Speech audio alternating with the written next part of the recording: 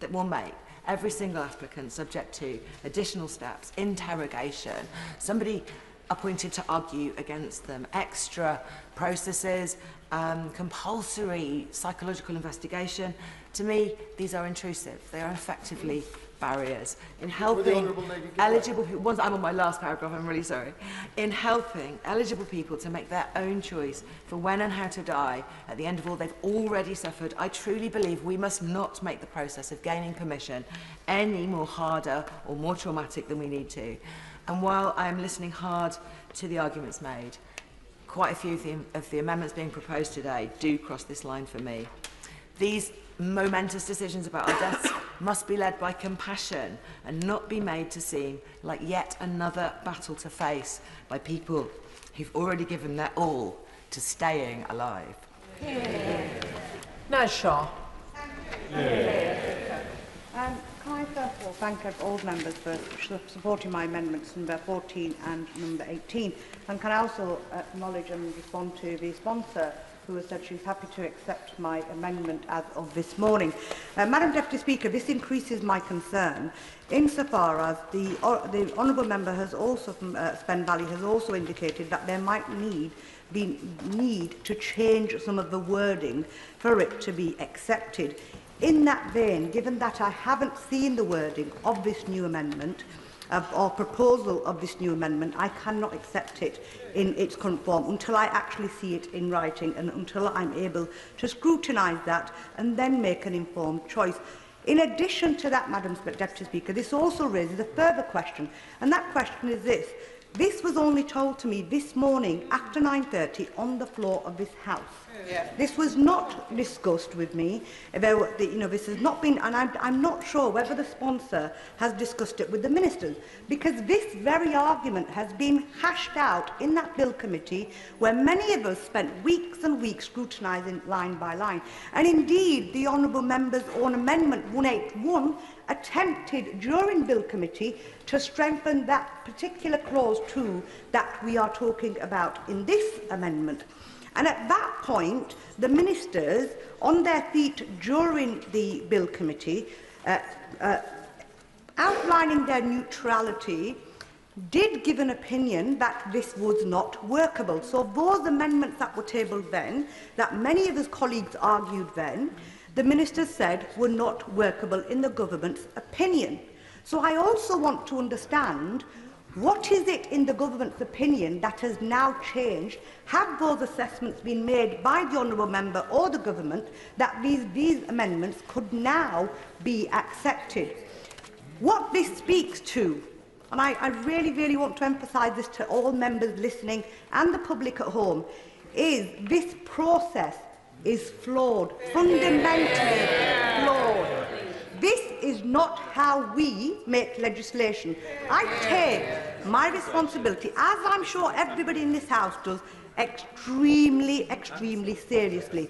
This is literally a matter of life and death. If this bill passes and it doesn't have the safeguards, there's no coming back from those decisions. So let's go back to my happy to give one.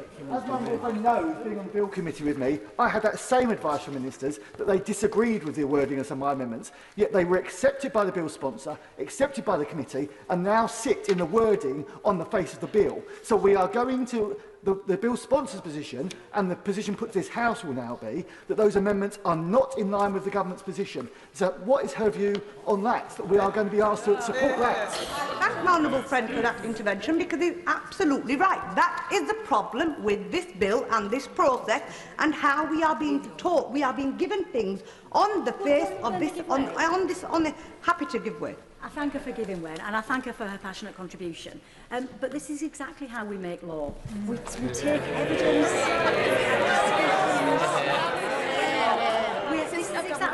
We take evidence. We have discussions. Could I respectfully remind honourable members that we are here for the report stage to debate the amendments to this legislation, not to discuss how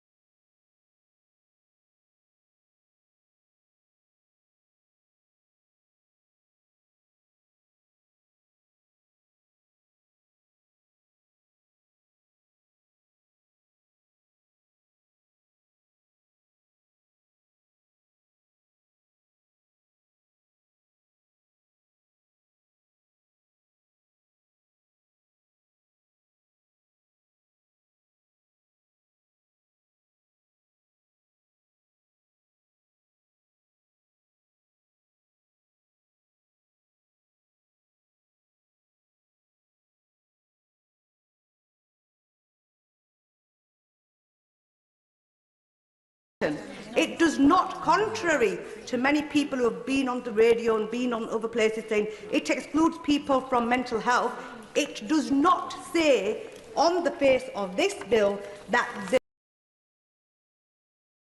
mental health is excluded. It does not say that. There are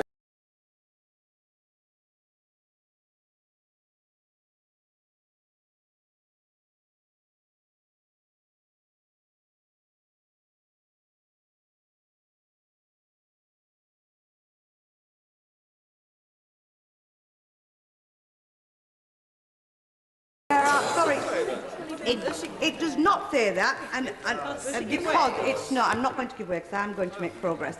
I'm very conscious there are lots of colleagues.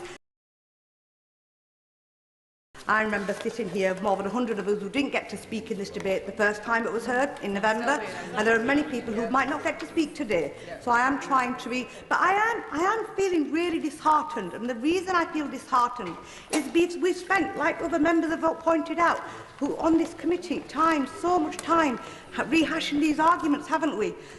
And there were opportunities to fix this bill, rather than me having to put these amendments down and others having to put these amendments down and taking up the time and not giving those the opportunity to speak who would have otherwise spoken, Madam Deputy Speaker. So in relation, coming back to my amendment, I've lost complete track of time. I'm sure the Madam Deputy Speaker will indicate I need to be finishing off.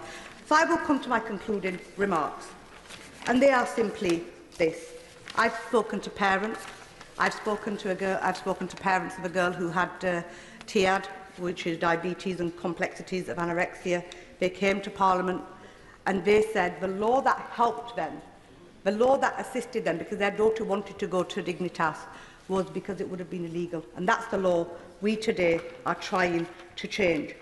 If the safeguard in this bill fail even once, it will be a young woman like Jessica who dies.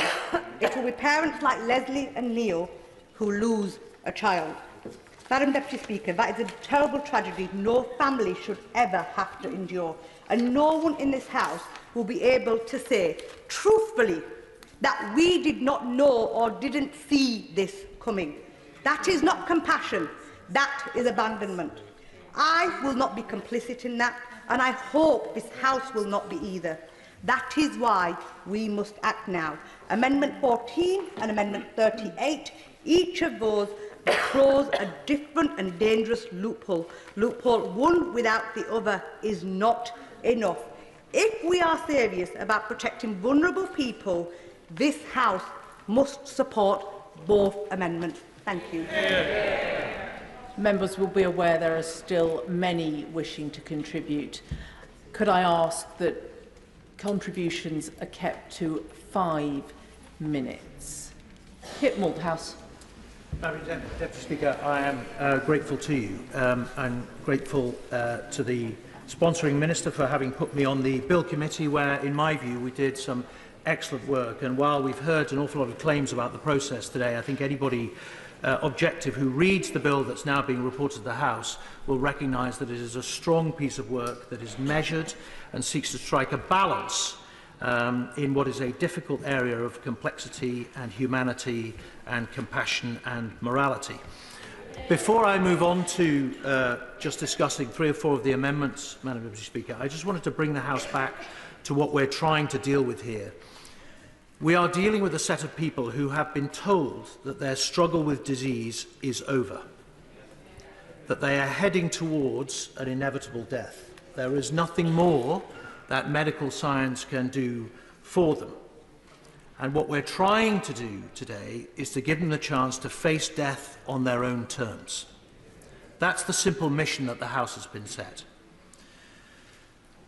The second thing I just wanted members to contemplate as they look at this slew of amendments is, while it is easy to look at each amendment individually and see its merits or demerits, we have to bear in mind the machine we are building as a whole, and the fact that we are putting those people through this process at a time when they are facing the end of that struggle. They are thinking about what the nature of their death is going to be like.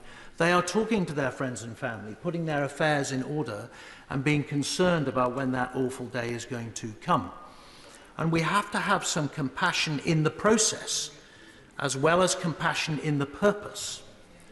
And so when you consider some of the amendments, which I'm going to highlight in a moment, please have in your mind this idea that we have to put these people through a possibly 2-month process at a moment when they are severely time limited, very often to less than 6 months. So, for example, new clause 7 and 50, my honourable friend from Meriden, which seeks to restrict the number of patients that doctors can deal with in any 12-month period. This will severely restrict access and may mean that patients who are partway through the process have to suddenly change because their doctor is time limited and pushed out. That's notwithstanding the multiple safeguards that are already in the process. Similarly, and my right honourable friend for Kenilworth and Southern gave an interesting speech about Amendment 47. Again, in this amendment, he's creating another step, another delay, another set of problems for the dying person to overcome, or issues for them to address. And in his amendment, I'm sure he's a much better lawyer than me, but I found it odd that he was effectively creating an inexhaustive list of individuals who could be called upon in any circumstance who might be, in inverted commas, properly interested in the welfare of that individual. Now, to me, the person who should be the most interested in their future is the person themselves. And any step we take that cuts across their privacy, their autonomy, and the alacrity with which they can seek this solution to their impending or perceived agony seems to me a step too far. I don't understand how practically the Commission is supposed to ascertain. Is it neighbours? Is it friends? Is it just family? What is the definition of family? We need to put, in a moment, we need to put that contemplation and how they want to handle their death squarely in the hands of a dying person, by all means. Thank you to the honourable member for letting me raise an intervention. You mentioned that the person is autonomous and should be protected from inquiries around them. But what if that person is not autonomous because they are being coercively controlled by a partner? And what if that partner has prevented them from reaching out to their family to let them know about the fact they are going to take an assisted death? Would it not be a great safeguard to make sure that the panel and all of those doctors around them had ascertained that the family had been told? Well, the honourable lady makes a good point, and it was a compelling point made at committee, and certainly one that we recognised, and that's why her amendments that were tabled at committee were adopted, specifically on training for everybody involved in the process, that they should be sensitised to detecting those issues, and also that any doctor in the process, and indeed the panel, might want to know why family are not being informed. That's specifically why a social worker is put on the panel, to understand the psychosocial environment in which the person that is taking that decision. But fundamentally, in the end, if I am facing my death in a matter of weeks, and I decide in my capacity that I don't want to inform my family, that is my choice. That is my decision. Now, I may have to explain why to doctors, but on that point, can I remind members that we really are very short of time? Kit Malthouse. I'm grateful, Madam Chair. I'll be swift. That is my choice, and this bill is rooted in giving autonomy to those who have capacity and to those who are facing a death, and we should take care to tread carefully upon that right. And then finally, Madam Chair, two amendments by my honourable friend for Reigate. First of all, new clause 16, which is saying that somebody has to be substantially motivated or can't be substantially motivated by certain considerations he's put in the bill. I don't really understand what substantially motivated is meant to mean. And to me, this misunderstands the complexity of what it must be like to be told you're dying. Right? The things that might run through your head, the affairs that you might have to deal with, the news you have to break with your family, the impact it's going to have on your possibly small children, all of these form a cocktail of motivations. But the one thing that I've learned over the last 10 years of campaigning and spending lots of time with dying and bereaved people is that towards the end of their life they have an absolute clarity about what they want. absolute clarity, because it's become clear to them towards the end what their death is going to be like. And at the very least, they want to have the card in their back pocket to play if they require it. Remember, these are people who are facing death, who are struggling with death, and we have to give them the power to advance over it. And then finally, and then I'm just conscious of time, finally, the Amendment A to New Clause 10, which I think we might be facing in division this afternoon, possibly. This is a very difficult amendment, and we debated it, a very similar amendment at committee to talk about. We are very clear as sponsors of the bill that there should be a conscientious objection clause that is strengthened by New Clause 10 to allow individuals to opt out. But allowing an employer, any employer, to say that any employee in their employment cannot then participate if they decide not to, seems to me a step too far and could prove to have unintended consequences. First of all, every healthcare trust in the country, the board of it will become a battle for control for those who oppose and those who don't. We might find that in care homes, as the Honourable Gentleman for Gainsborough, Right Honourable Gentleman for Gainsborough said, in care homes, people may suddenly find they have to uproot themselves after years of living there to relocate to get the kind of death that they want. And in effect, what this does is prioritise the rights of somebody who's providing accommodation over the rights of the dying. And as I said at second reading, in my view, as they face their end, we should prioritise the rights of the dying. It would be unprecedented to put a formal time limit on. Please, can members listen to the stricture that we are very short of time. Lizzie Collins. Thank you, Madam Deputy Speaker. I was rising to speak to new clauses 1 and 10, but I'll restrict myself to new clause 1 for the sake of time. New clause 1 says that no health professional should raise assisted dying first unless the patient has already raised it. So if a patient doesn't mention the issue, doesn't specifically ask for it, then a doctor would be entirely prohibited from even mentioning it. This is problematic for many different reasons. It goes against good medical practice and it's actively opposed by the British Medical Association. For me, this clause undermines the hard-won rights of people to be fully informed of their medical options and would make the application of the bill unfair and unequal to the detriment, particularly, of marginalised people. Now, new clause 1 would have a very... I'll happily give way. I thank my honourable friend for giving way. Just this week on the Health and Social Care Select Committee, we heard from vulnerable service users and they talked about white coat syndrome, that people who, when given options, faced with medical professionals, are more likely to be pushed into doing it. And that's the concern here, and that's why this amendment's here. And I don't know how I'm going to vote on the bill, but I am minded to support this amendment because of what I've heard from people from vulnerable communities. Amendments too need to be brief.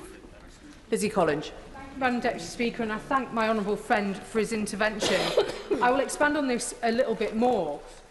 But that's exactly why all options need to be on the table. That's exactly why good medical practice has to have all options on the table, because patients should not be being influenced by the opinions, whether philosophical or medical, of a doctor. What they should be influenced by is by full and informed consent. And I believe new clause 1 would chill those discussions. It would limit the option of assisted death to those already in the know, those who are most medically literate, those who are best off and least marginalised in society. It would result in unequal access to a legal process. It flies in the face of good medical practice. Good medical practice has moved away from this paternalistic idea that harmed patients and took away people's individual control. After many years' fight, mainly by women and by marginalised communities, it's now established that good healthcare practice means patients having full information in order to make their own decisions. I'm mindful of time, so I'm going to continue.